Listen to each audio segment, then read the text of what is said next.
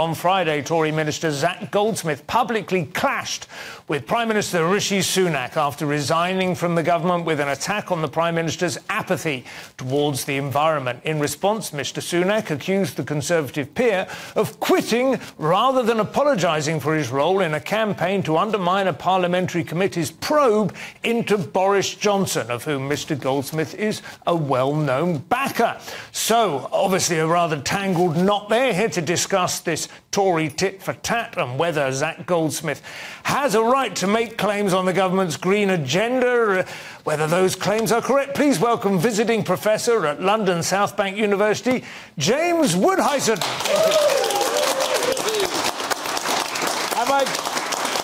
Have I pronounced your surname correctly? Woudhuysen. That's about Woudhuysen. Woudhuysen. OK, they've spelt it in a sort of weird Dutch way. I don't know if they're trying to align you. I'm weird, I'm Dutch. OK. Not via South Africa as well, because Goldsmith's one of the... You can't accuse me of that. Can't pin that on you. No. OK, so give us a bit of background on this. Well, you know, Zac Goldsmith, I've got to be very careful what I say. He's worth £300 million. And he made the right move in attacking the Parliamentary Privileges Committee for its kangaroo court that it held about Boris Johnson. I'm no defender of Boris Johnson, but I do believe that anybody who upsets Harriet Harman MP gets my vote.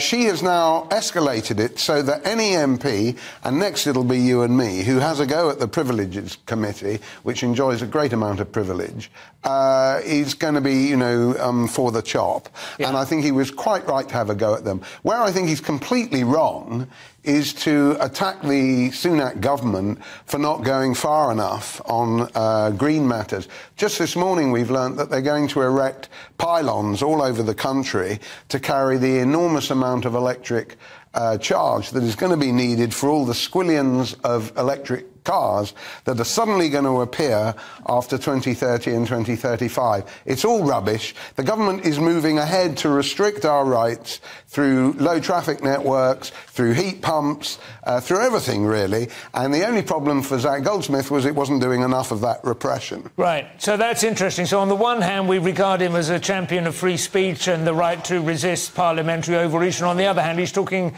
a lot of hot air on the green issue thing. I wouldn't say he was a champion for it. I mean, who has ever heard of Zac Goldsmith until he resigned? Sir Jimmy's son, right? Sorry? Sir James' son? Sir James Goldsmith, the Marmite King, who was head of Cavendish Foods before you were born. Well, no, I remember Sir James because he was one of the bête noire of Private Eye throughout the 1980s and 90s, along with Tiny Rowland and so on. Yeah, they were like, they never departed the back pages of Private Eye.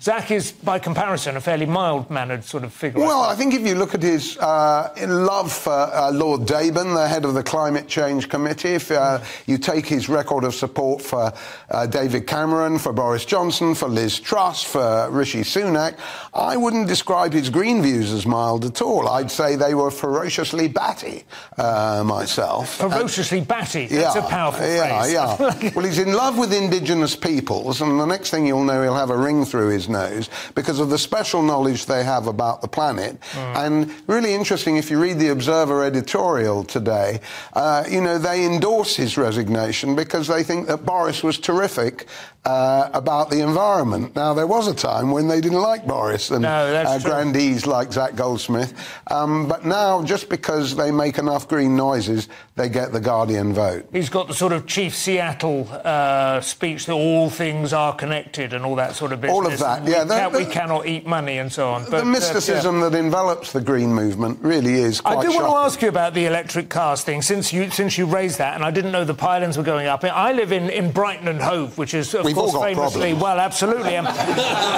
Famously in hock to green thinking, but it's been interesting recently. Caroline Lucas, the MP for the Central constituency, of which I'm not a part, I'm under Peter Kyle, who's actually a reasonably moderate sort of Labour MP.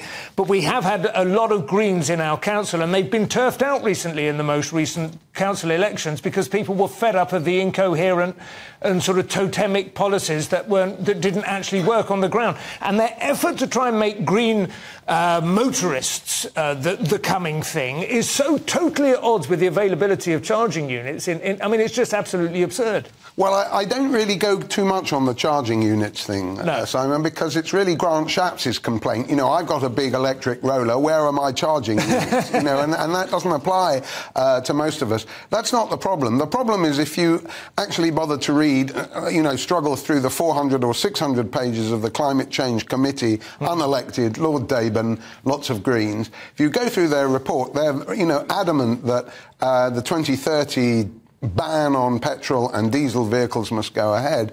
That throughout that report, the phrase used cars is not in that report. Right. There are 7 million, going on 8 million used cars of internal combustion engine variety sold in the country every year. There's absolutely no way that they're going to go away in a hurry. There are 35 million cars on the country's roads, 33 to 35 million. At the moment, the car sales of electric cars are 700,000 or maybe 1 million. If you ended them on 2030, like Zac and all the zealots would like, why Van Man is going to go mad, Autocar and Auto Trader are going to go mad, and anybody who doesn't live on the London Underground is going to be pretty cross. Yeah. So they're just living in utopia land, but the consequence is, one of the things that the CEO of the Climate Change Committee, Chris Stark, who has a wonderful background in the Scottish Treasury, so he knows everything about your and my kind of money, he said, that one of the real problems with the government is not entertaining the idea of actually cutting back on the number of cars on our roads. So, like our Malthusian friends always want to cull the population, starting with you, not them. Yeah.